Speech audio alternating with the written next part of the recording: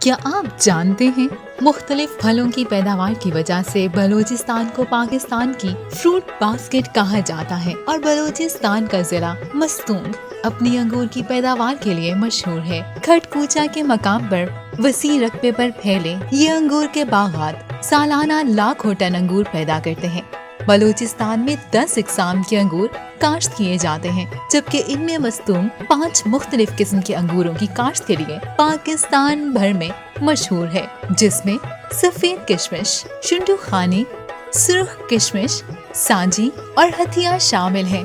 یہاں کے انگوروں کی ایک خصوصیت یہ ہے کہ ان کا چھلکا بہت نرم ہوتا ہے اور یہ بہت میٹھے ہوتے ہیں۔